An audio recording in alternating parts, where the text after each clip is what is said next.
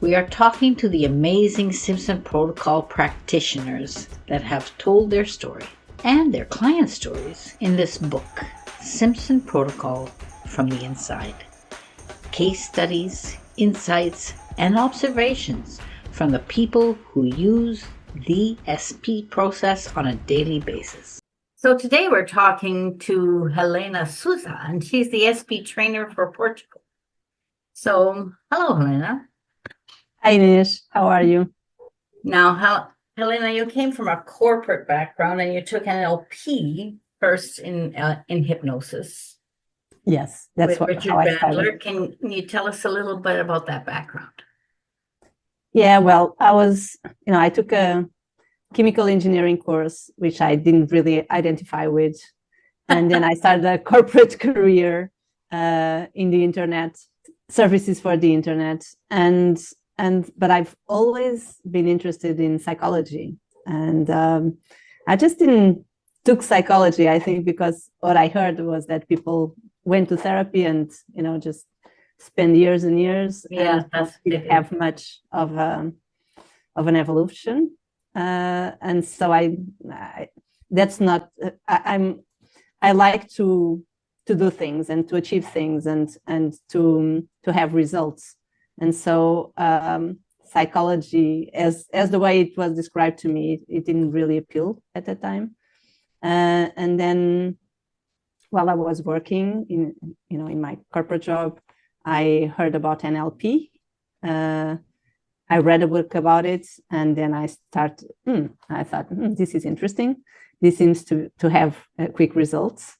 And so that's when I decided to take a training with Dr. Richard Bandler. So I went to London, and I think it was not really known in Portugal at that time. Oh, is that right? Yeah, it was really, at least for me, it was the first time I heard about it. And I didn't know any trainings in Portugal, so I decided to go for it. And I really enjoyed it. And then we met during one of the SP trainings in the COVID lockdown. Yeah. So tell me about that and what you did and what you thought of it and all that sort of thing.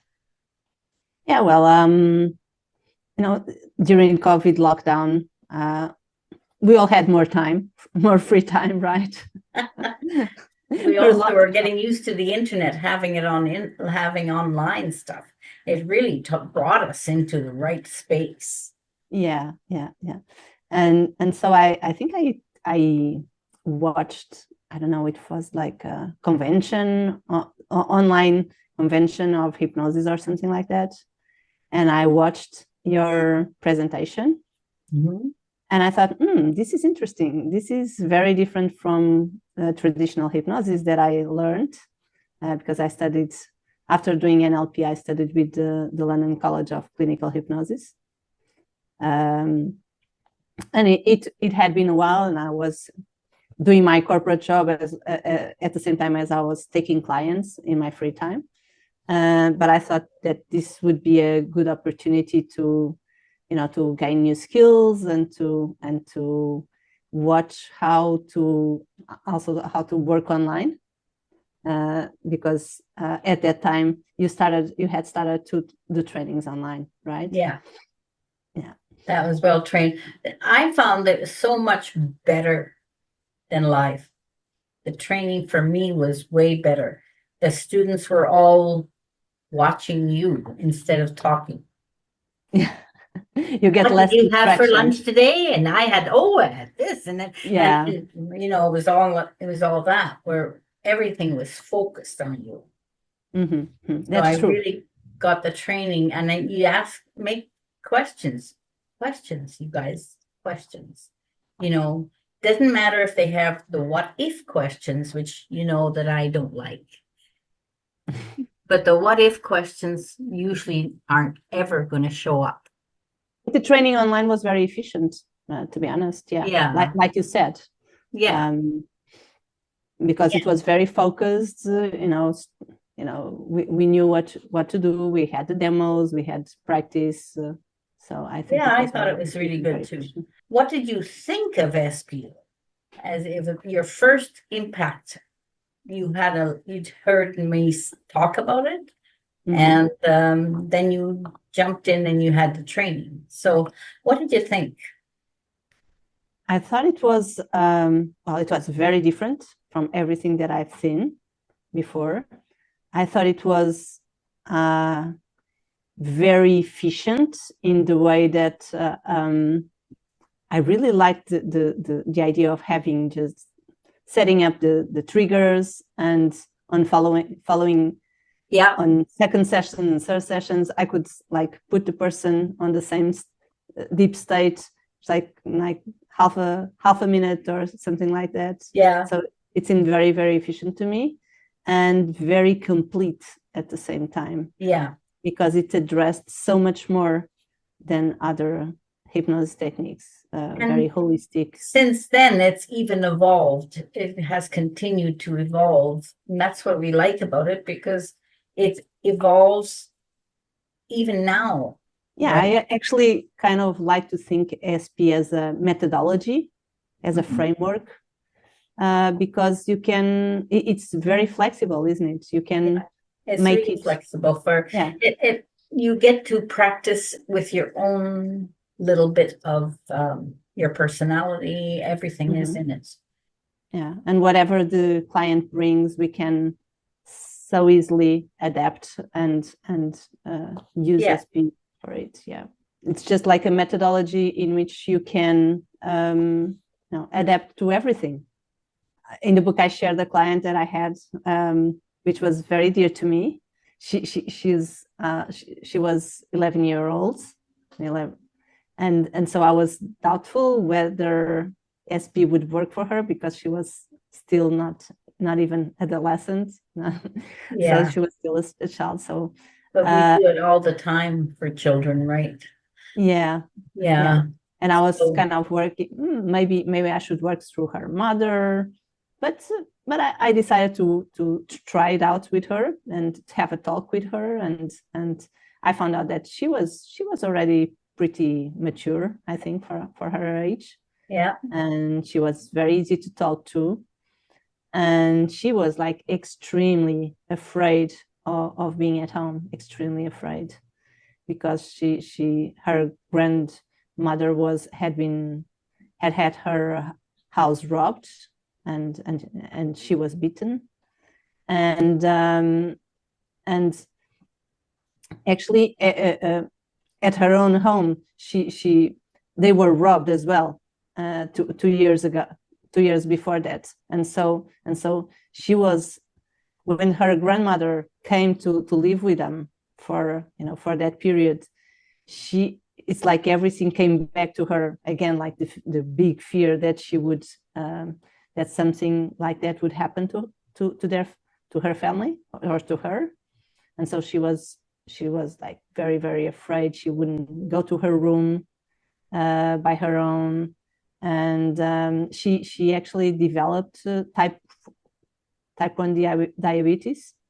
yeah, Yeah, um, just after that, and so it was a very, very difficult time for her mom and for her family, and so her mom um, reached out to me in order to see what I could do with her, and it was really interesting to see her, the evolution that because we explored the reasons why she was feeling that way, and whatever in the environment would could make her feel safer, and we even had to work with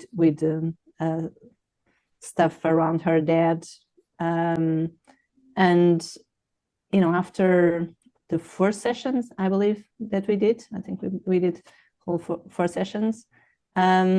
She actually told her mom, I don't need this anymore. I'm happy. I'm good. I'm done. I'm not afraid anymore. So it was really, really nice to see her evolution. yeah. So the 11-year-old, she was, I mean, we always do children now anyway. We have done it for a long time. But for someone who was maybe you had thought was 11 years old and maybe immature, she did a real good job. Yeah, she did a great job. Yeah, that's it really was a really good surprise to me to understand that SP can even work with children as young as that. Well, I think what's most different about SP is also the fact that it's so holistic, because it integrates all levels of our existence. Yeah. Really, it's the physical, the mental, the spiritual, the soul, everything together, right? And so it addresses so many of the things that that traditional hypnosis doesn't even touch. When people ask me about that, they don't want to do the spiritual, or they don't want to do the mental or anything. I say, well, why wouldn't you do that? Because a person is made up of all those things. So aren't they part of the issue? They'll always be part of the issue. So even when you're doing regular hypnosis and you're doing just where you're going one, you're looking at something and you're only doing one thing of it, this doesn't make sense to me.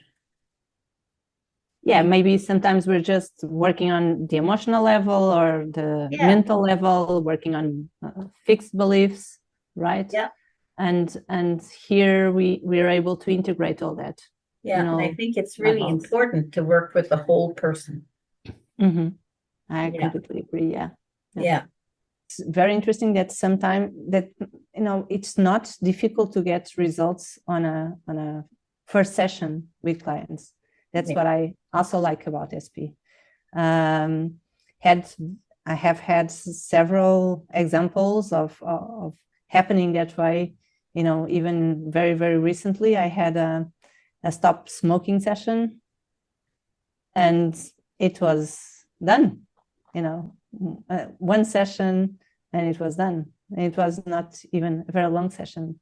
And I even had I remember another client that I had recently, and he only had like an hour. And, SP usually, the first session, I usually take a little bit more time in order to do, I take longer with the client, but he only had 1 hour.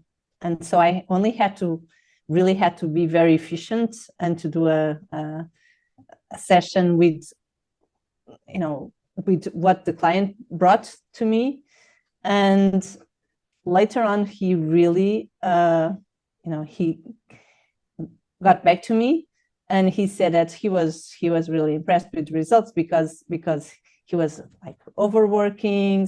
He was not having any free time for himself. He was not having any work-life balance. Yeah. And over just this one SP session, he had changed completely his schedule. So he was getting up earlier. He was doing the pieces of things that he wanted to do in order to have like doing sports, doing meditation, and then maybe cutting down on some of the other things that were not really necessary in the work. Much. Before, he was working very hard, and so he got very tired at the end of the day. And by having completely rescheduled everything, organized his schedule, he was able to have more time, to do what he really liked to do, and it was a very, very efficient session. It was like not even an hour session. And that's very good. But I think he was very, very committed. So yeah, that's what you want for sure. Is commitment. You want the desire. The desire has to be. It's people don't have the thought of what they desire. They don't always know what they want. You have to sort of say, well, the superconscious will pick the first, session, so you don't have to worry about it. But if you do think about it, and intend what you like the outcome to be. I can even ask superconscious to change something they had never thought of. Are you able to do it? Not necessarily can you do it, because are you able to do this? Yes or no? Yeah. And maybe even if they don't have their everything clarified in their mind, we can even ask superconscious mind as a starter to help them clarify to clarify their intention. Because that's the main thing in order to achieve a good result, isn't it? And the main thing, if they're not very they fight themselves. They fight themselves. I've had clients like that, and I've got them to stop fighting like that, because I stopped them and talk to them and talk about that, and they go, well, how do you know I was doing that? Well, it's quite obvious why they were doing that, but and many times clients come and they don't know what the outcome. No, they don't know what it is that they want. They can't. They just know that they're not happy. And so we, in those cases, we actually need to help them reach an outcome, right? Yeah, it only takes a few minutes, but they have to decide and they realize what they have to put in, and they have to work, because they're doing it, not us. How hypnosis is regarded in Portugal? I think there's a market for hypnosis in Portugal. People. I don't think it's something that people. Of course, there are people that really don't believe, and there's a percentage of those. Yeah. But I think there are people that are already looking into hypnotherapy as a way to solve their problems, and they usually they've been through. They go to a psychologist, and they always go first to a psychology, to be honest. And until they find out that it's not working out, it's not solving their problems. And so I think as a last resource, they look for a hypnotherapy. So thank you, Helena, for chatting to me about your book experiences and everything, the experiences with SP. And thank you for being an SP trainer, helping expand the SP world. So let's say goodbye. Thank you so much, Inês.